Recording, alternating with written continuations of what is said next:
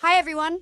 Welcome back to English Fab, where learning English is practical, useful, and fab. Today's topic is politics, which many learners find difficult to follow. People often struggle with the meaning of terms like left and right, get confused by different systems such as democracy and authoritarianism, or feel overwhelmed by the complexity of political discussions in the news. These challenges can make politics feel intimidating, but with the right guidance, it becomes much clearer. In this lesson, we'll go through a natural conversation that explains politics step by step. Then, we'll highlight key phrases you can use in discussions, introduce useful vocabulary with simple explanations, and share practical tips to help you speak with confidence when the topic of politics comes up. Okay, let's get started.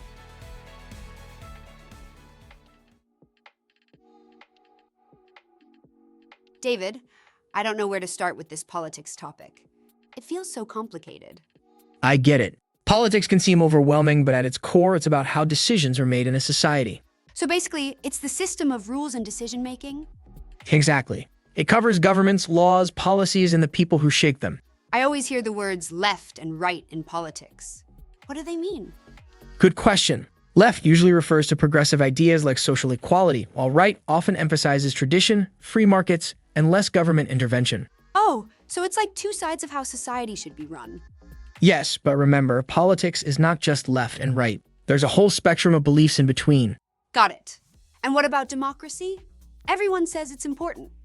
Democracy is a system where people choose their leaders through voting. It's based on the idea that citizens should have a voice in government. That makes sense. But I've also heard about authoritarian governments. How is that different? In authoritarian systems, power is held by a single leader or a small group, and people usually have little or no say. So democracy gives people power, while authoritarianism takes it away. Exactly. That's why freedom of speech, free press, and fair elections are so important in a democracy. But politics seems to always involve conflict. Why can't everyone just agree? Because people have different interests and values. Politics is often about balancing those differences through compromise. I see. And political parties represent those different values, right? Yes. Parties group people with similar ideas so they can push for policies they believe in. Sometimes politics feels negative, though. Like just arguing. True, but debate and discussion are healthy. They help societies test ideas and find solutions. What about international politics? Is that just countries dealing with each other? Exactly. It's called foreign policy, how nations interact, trade, and solve global issues like climate change or security. So politics happens at local, national, and international levels. Right. From city councils making local rules to world leaders meeting at summits, it's all politics. That actually makes it less scary. It's just people deciding how to organize life. Exactly. It's complicated, but understanding the basics makes it easier to follow the news and discussions. Thanks, David. I think I'm ready to talk about politics in class now. Glad to hear it.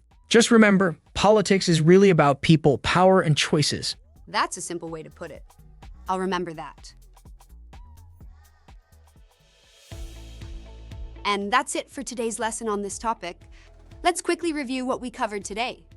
What we talked about: politics as decision-making in society, democracy versus authoritarian systems, local, national, and international politics. Key phrases: politics can seem overwhelming, but at its core, it's about how decisions are made in a society.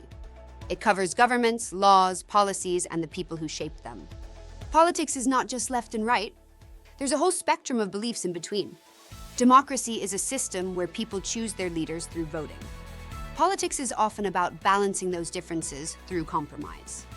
These phrases are useful because they give you the language to discuss one of the most important aspects of society. Understanding them helps you follow the news, join discussions, and express your own opinions more clearly. Try practicing them when reading about politics, talking with friends, or preparing for classes. Every time you use them, you build both your English skills and your confidence. Okay, thanks for watching today's lesson on English Fab. I hope you found these English tips useful and feel more confident. Remember, practice makes perfect, so try using these phrases in your daily conversations. If you enjoyed this video, don't forget to give it a thumbs up, share it with your friends, and subscribe for more Fab English lessons. Until next time, keep practicing and stay Fab.